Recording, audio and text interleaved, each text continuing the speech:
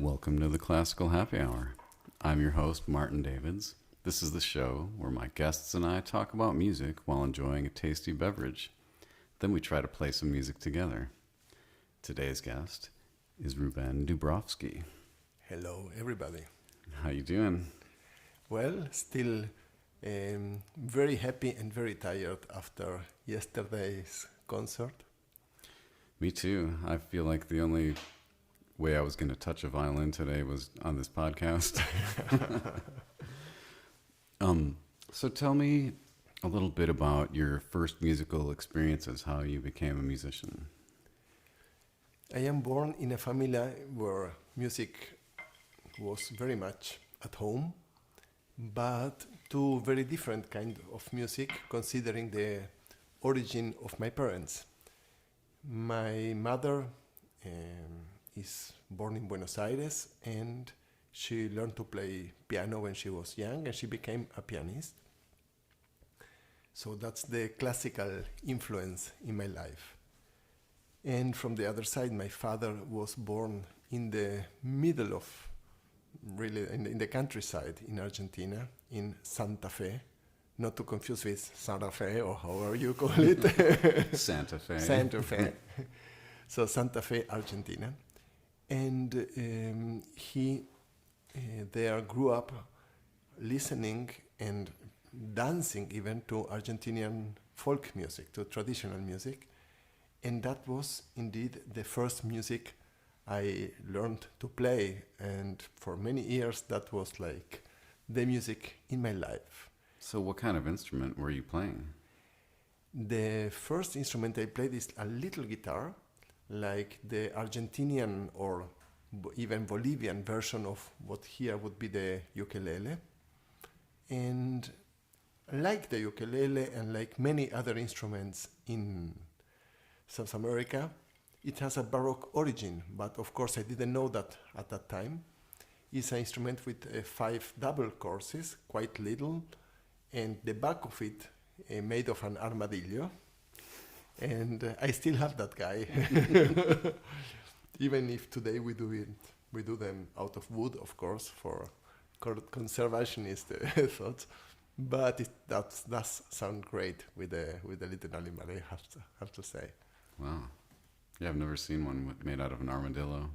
Oh, I should bring it one day, but I risk that, at the border that they don't allow me. Yeah, you wouldn't want to lose that. So you didn't stay limiting yourself to those instruments, though. You tried some other things. Exactly. And the interesting thing of playing folk music, especially when you start playing in a band, is that it can happen, doesn't have to, but it can happen that you end up playing many different instruments. So after the charango, which was mine, I learned to play the guitar. And then when I was 15, I came into this folk music band, traditional music. And then I slowly started playing many other instruments. From the string instruments, I learned to play the mandolin, but then there was also some percussion to play. So I played many percussion instruments, and then even wind instruments from the old And region, like pan flutes. You play the pan flute? Oh yeah, but not like this solo pan Zamfir. flute. No, not quite that.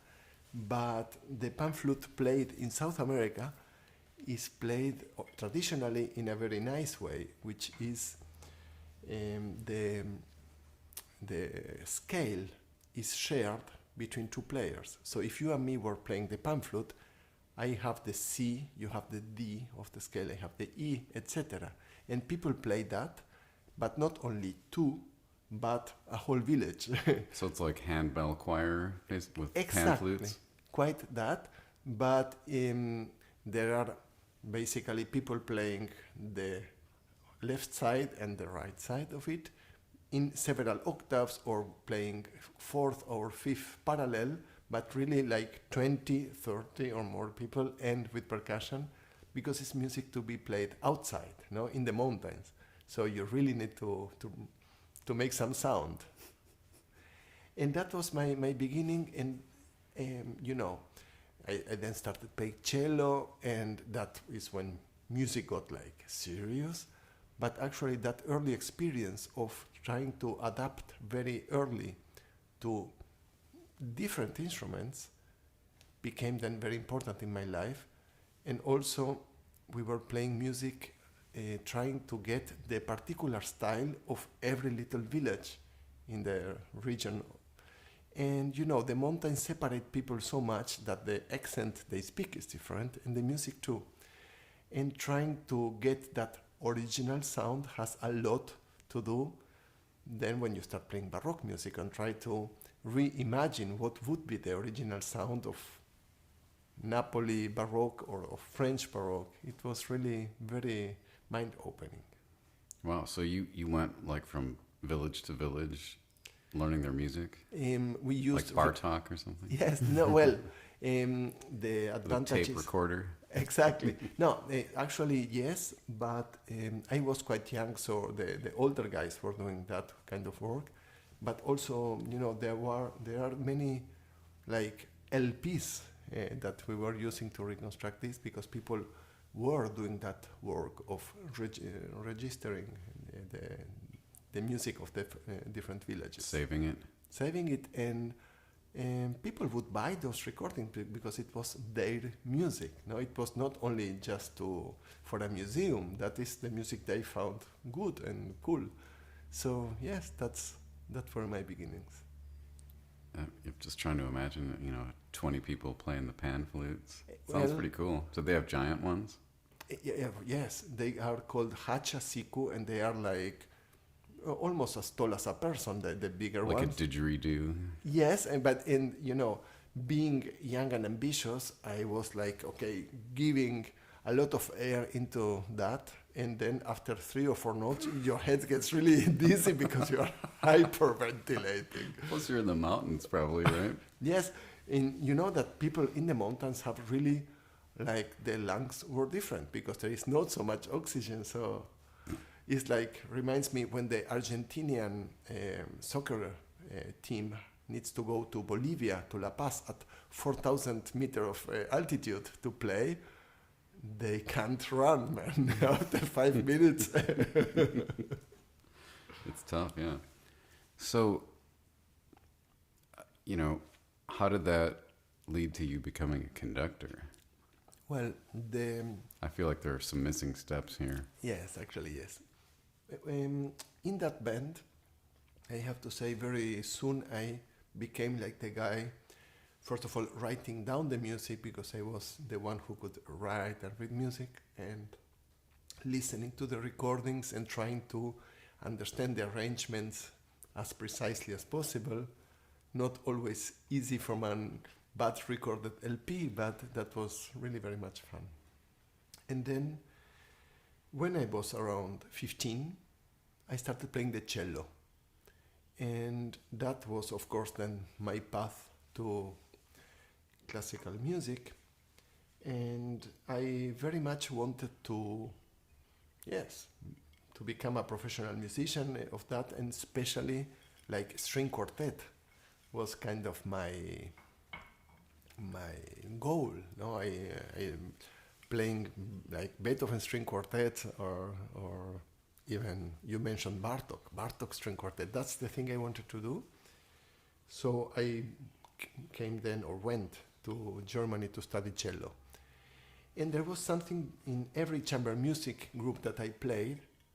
I was like the guy with the score in the hand and trying to figure out how we rehearse. I really always had a passion for understanding the dynamic in a group, what makes you work well, and always for understanding the score. And that went very naturally into then what was my first leading Baroque ensemble from the cello, and then eventually standing up and conducting. So I've talked to a number of conductors, and many of them just sort of fell into conducting, like one guy was playing harpsichord in these Baroque orchestras, and he ended up just moving to the front, or they asked him to lead some things, and he ended up just taking over. Mm-hmm. And so, did you study conducting, or did you just sort of take over like some of these other people? I had the experience while playing, especially in Baroque groups. Very often I was myself playing under the conductors that didn't study conductor. They were just trying to do it. And I never enjoyed that. So when I decided that I really wanted to conduct, I didn't want to use the goodwill of my colleagues for learning that. So I really studied conducting for a long period. And then actually when I started conducting orchestras, I didn't want to conduct first my Vienna Bach Consort and my friends. And actually I started conducting normal symphonic repertoire. My first project was with a dance company where we did Stravinsky and Mendelssohn and then Shostakovich, Arvo Pärt and different stuff.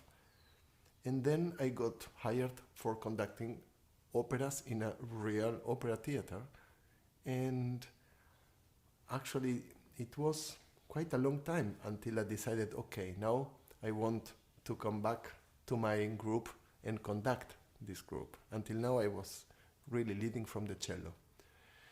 And I have to say for me it was a very liberating moment, even if I love playing the cello and I especially love playing continuo. But the way I work, it helped me a lot to get my hands free of the instrument, which forces you to build a good deal in real time with what you are doing and start conducting, being able to be ahead of what is happening, always preparing. So you fired your cellist. Basically, I chose someone who was able to do it better than me, and that was very good. Yeah, at the beginning, I have to say, of course, when you come from an instrument, you have such a clear idea of what you want to happen, especially like in the continuo line, that even until today, I feel very much when I am conducting that line and shaping it the way I feel like it should be. But from the other time, like in yesterday's concert, when you have someone like, in this case, Anna Steinhoff, who really, I have the feeling I only need to think something and she's already reacting and doing it. And probably very often, if I even didn't do anything, she would anyway do it that way.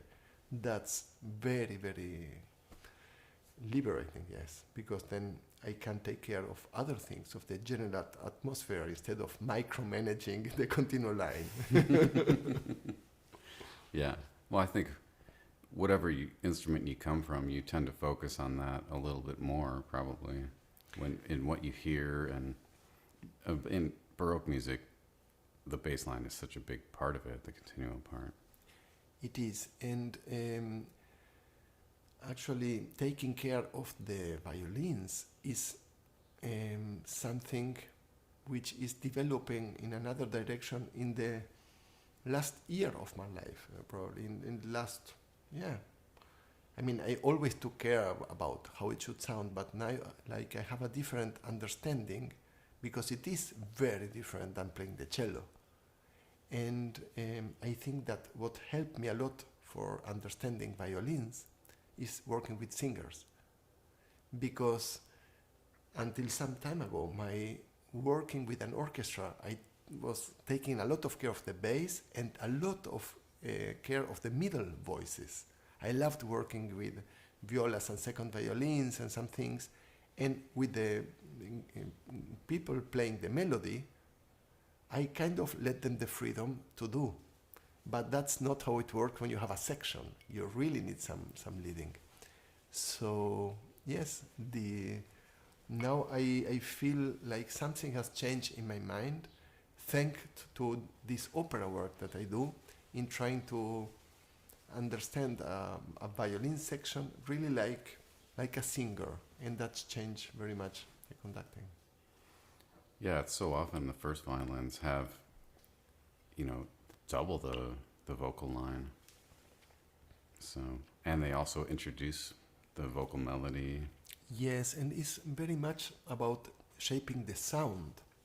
of that section, because being the melody, you really needed to have a voice, yes, and to have a melody shape without ever losing your voice is something that singers know very much. That's their business. And we instrumentalists sometimes tend to serve so much the dynamic that we may do a diminuendo and, yes, lose the intensity of our sound. And if we play pianissimo, a singer, a pianissimo needs a lot of physical energy to do that.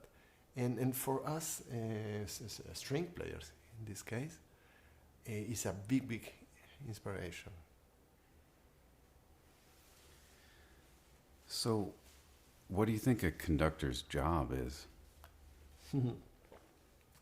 I think that there are two different jobs, and you need to do both at the same time.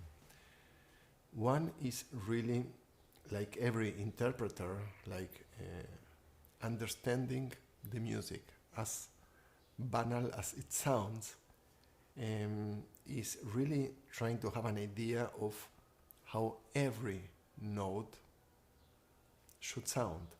And that begins with understand why is this note written there and not another one, or why is the phrase this long and not like this. Really understand the why of the music instead of just obeying what's written.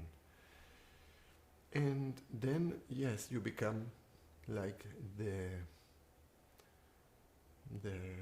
interpreter, like the lawyer of the composer. Yes, really trying to explain people what is there, because the paper is just like stenography. It's like some science giving us some of the parameters. So I think that having as deep as possible an understanding of the music by this composer or by this region or by this age and all of that together, and then make it your own. That's the one job. And the second one is shaping this very unhomogeneous bunch of musicians. Unhomogeneous because, first of all, the instruments are so different, and the needs from a harpsichord or from a double bass or a violin are so different, and then you have winds, and then you have singers.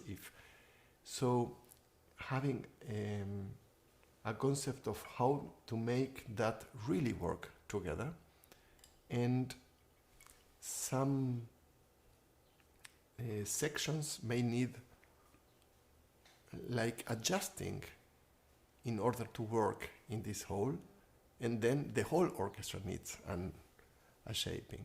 And of course that's a very very beautiful work and a very personal, and I think that there are not two conductors who would get the same sound out of the same people just with the first downbeat, but especially when you start phrasing and when you start talking and explaining, which is also part of the job,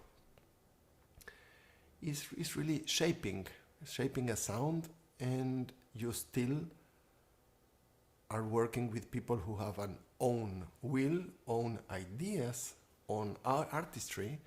So it's finding this balance between what you want there to happen, but then they are playing. You are not playing, yes?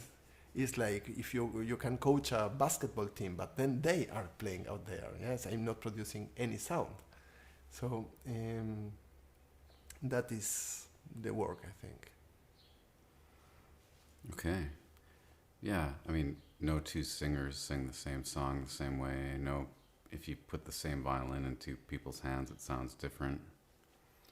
And even when people are around different groups of people, they become a different person. Absolutely, and I think that's one of the fascinating things. Like in our case here in Chicago, Third Coast Baroque, and that's almost everywhere in the freelancing scene, the same players meet each other under different flags. Yes, and every group is going to sound different because there are other priorities there. And I think that's is fascinating, and it gives a lot of responsibility to the guy conducting, because then you get these players, and of course they offer you what's the normal standard they work with, and then as a conductor your job is to bring that in a direction that you think is how it should be for your taste or for your ideas. And I always feel like players have the right to be offered of that ideas. Like stage directors need to tell actors or opera singers how is the staging going to be, and not say, okay, you guys do it, just live from what these people are offering. I don't think that's fair. But at the same time, of course, everybody has a talent, an idea, a character, a personal musical vision, especially if you really know the piece. And that's, I think, very important for a conductor. For me, if I work with people who have an own vision, it's much more rewarding than if it's only my ideas which are put into place. Yeah, I mean, I don't remember too many times when I've disagreed with your ideas, but I do feel like you're definitely open to be convinced of a musical idea, and that's nice. You know, there is always a lot to learn from your colleagues, and I very often, especially in these big symphonic orchestras or theater orchestras, I always encourage everyone, even the last people in a section, to have an opinion. Because like in the German orchestras I work very much, okay, the Concertmeister may say something to me, but the guy sitting behind him to talk and to say, could we, or I think that usually never happen. And I think it is important to acknowledge that everybody sitting there has really something to offer. And of course, the first way of offering is with your instrument. But if you really have something to say, it is so good to be able to say it, and it's for me so important to listen to that. And then, of course, you have soloists, like yesterday with Vieja, amazing artist with such an instinct and experience. And both of that thing make her contributions so important.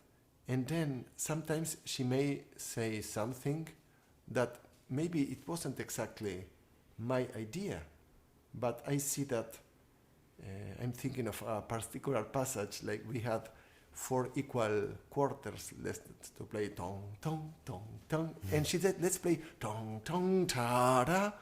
And I would never have thought that. And I would have reasons maybe not to do that. But I have to admit, it was so much fun to do it. It was really fun. And that gave something to the audience. So I say, really, thank you. So, yes, it's good to try to say yes. It's really good. So, your Bach consort. Tell me about starting that. Why would you do that? Yes, it's a good question. When me and Agnes, my wife, were studying, we were playing a piano trio. And playing Shostakovich or playing Ravel was a lot of fun, and playing Brahms was a lot of fun, and playing Beethoven too. But the earlier we were playing, to play a Haydn trio with modern instruments felt, with the cello doubling the left hand of the piano and the violin very often even doubling the right hand of the piano. Like, why would someone compose something like that? And when you start listening to period instruments, then there is a very clear why, because the piano at that time wasn't built like being self-sufficient. Yes? And then we played, I remember, like the duets of the Art of the Fugue by Bach. And once you try to do that on gut strings, there is no way back, because then the metal strings and the whole instrument, yes, they feel like so out of fashion somehow. And then we said, okay, because we loved playing chamber music very much, let's do a quartet, but with Baroque instruments. I never thought of building an opera. At that time, I even thought that the best music happens always when there is no conductor around, because that had been my own experience. And we created first this quartet with flute and violin. I was playing cello and then a harpsichord. And it's fun because the guy playing the harpsichord, Stefan Gottfried, is now the conductor of what used to be Harnoncourt's ensemble of Concentus Musicus. So we both continuo players of the Bach Consort are now both conducting, me the Bach Consort and he this other ensemble. And this chamber music was really like the foundation of much of my knowledge about Baroque music. And sometimes we rehearsed like 6 months on a trio sonata, and everybody thought we were crazy. But we were, of course, not rehearsing the sonata. We were establishing what is our language. So then there was a moment we were playing new programs every week because we had a common understanding of how. And as the Baroque repertoire is, and then you add another violin, so you can have trio sonatas of 2 violins, and then maybe a viola, and without noticing, we were playing orchestral repertoire in a chamber music version. And from there, then sometimes you feel like, okay, but the balance is not good. If you want to have a big continuo group with 1 violin apart, isn't the best for this piece.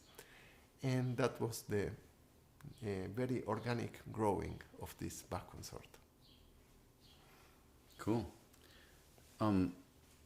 So what differences do you notice between like the European Baroque scene and, or even just the music scene, and what you see over here in America?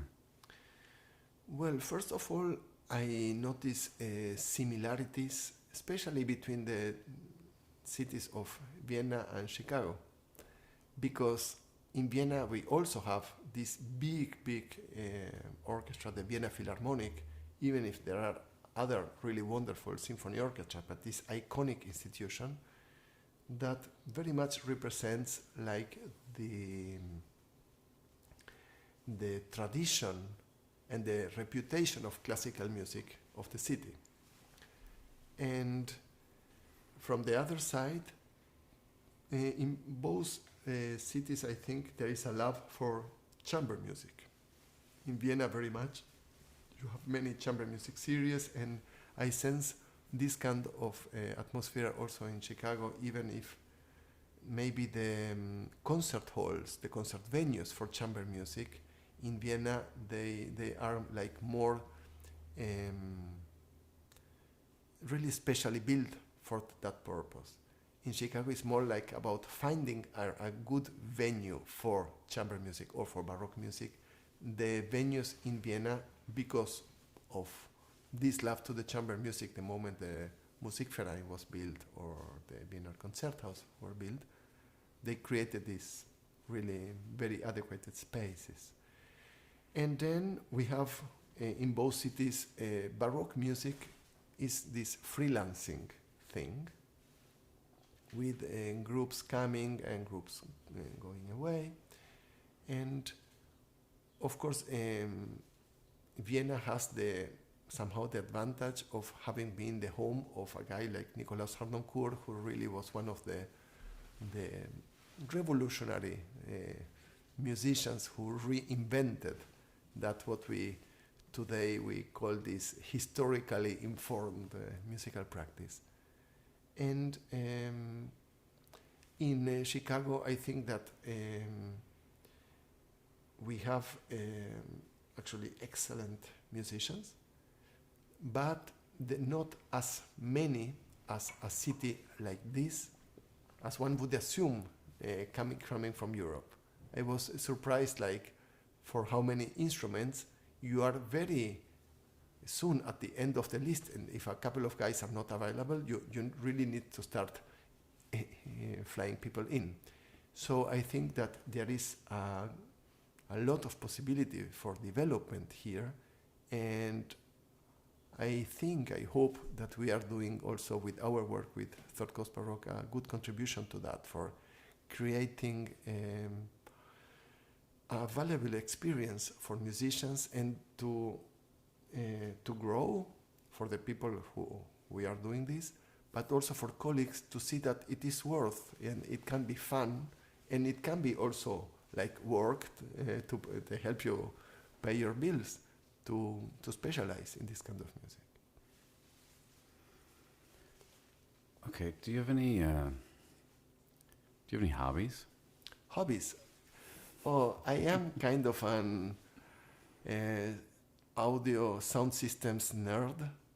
I really love the stuff, like headphones and speakers and all of that, and DACs, digital analog converters, and all the things is something that I really enjoy very much. And even like recording and editing, when you do a CD with your group, I like very much to do the editing myself. Of course, while I'm doing that, usually I hate live, because it is always like never enough time and other things that I should do. But as much as I love live music, I know how much I enjoyed during all my life listening to recordings. And I think that recordings as a testimony of culture are so beautiful, and recordings can give also so many emotions. It is such an intimate way of listening to music, to listen to a good record of, I don't know, Oscar Peterson or whoever was playing those days. And what I don't do very much is like listening to recordings of people that I could hear live, because then the live experience is, for me, of course, a complete other thing. But I like very much listening to recordings from people who are not around anymore. If it's, I don't know, Fritz Kreisler or of whom, Claudio Arrau or Dino Lipatti, or artists that were in the time they were living very important, very influential. And since music is an art that transmits from one generation to the other, just listening to it, I think it's very important for me not to lose that connection. And so many people have a favorite album, and they listen to it over and over, like until it doesn't even play anymore. Yes. The tape sounds bad, or the record is all scratched. Yeah. What is your favorite recording? God, I don't know. I definitely like to rock out to some good 80s hair bands, though. Mm. Yes. Now, for me, there are some South American folk musicians, actually. There is a recording by a Brazilian trio that I can hear 800 times with no problem, but not because it's nice to hear it because I know it, but because I still don't get what the hell are they doing, and I really want to understand. Because it's super good, super complex, and at the same time, easy listening. But if you really try to if I say, okay, now I have to reproduce, to play myself what they're playing, no idea. I can repeat one bar and I get lost. And this this is something that, yes, it's always a marvel to see how some music is this universal language, but then you hear people speak fluently in their own language, and yes, we became toddlers trying to understand that. No? I mean, when you say language, it makes me think about, Luther and Bach, and, people doing Bach in various languages, and just the impact of a text that you understand being musically presented to you. Yes. How powerful it can be. And, just things don't have to be complicated, like a simple melody with words that move you, poetry. Yes. I remember being a teenager.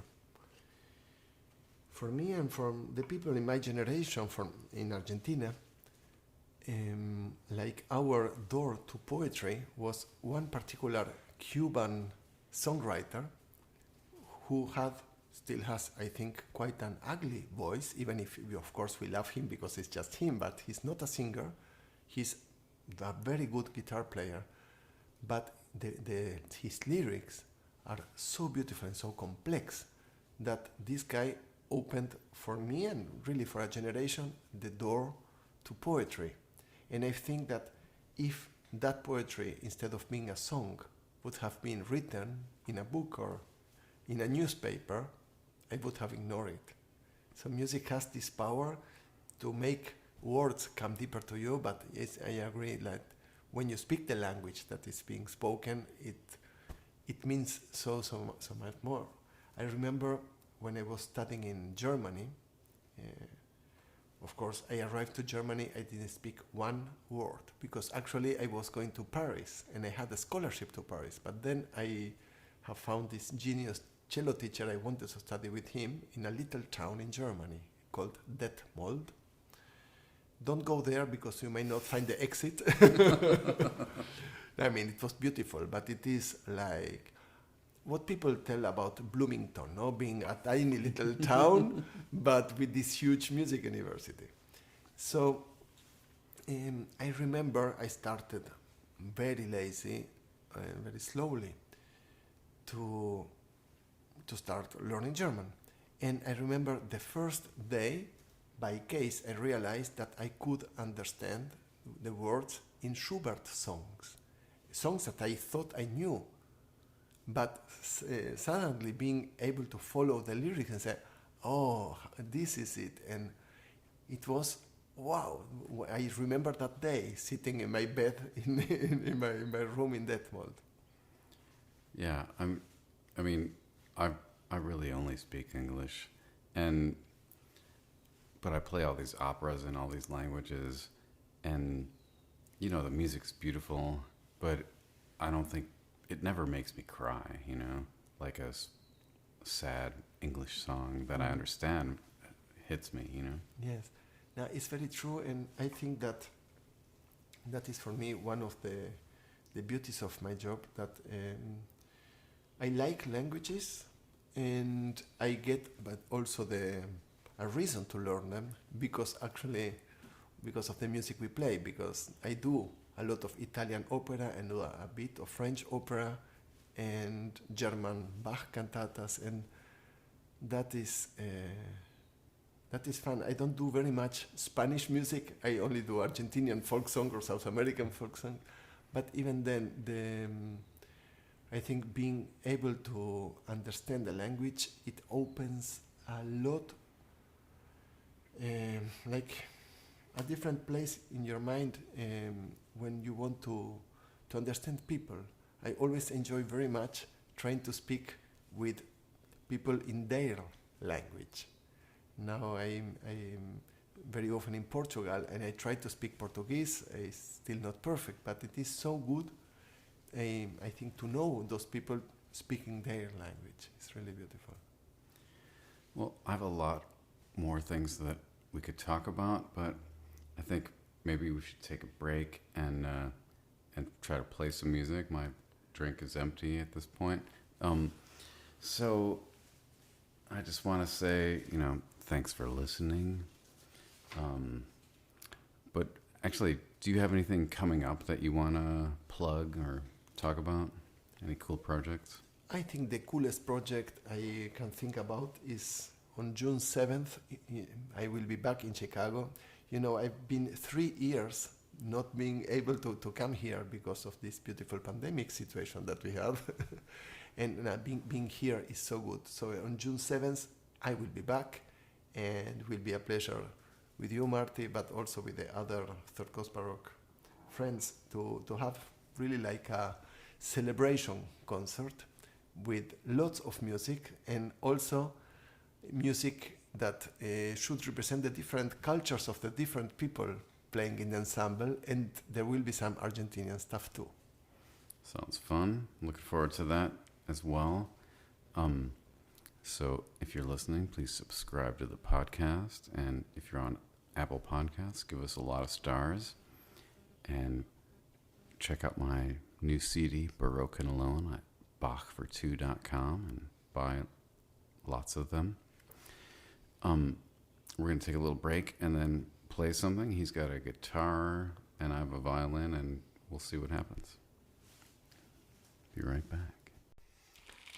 So, I was before telling you about this Argentinian folk music, and this is a piece which is really very interesting because the origins of it are a mixture of like Spanish music and music from the natives. We have, it is like modal, like a Doric mode, that's what they played on their bagpipes and the pan flutes, but also African rhythms under it.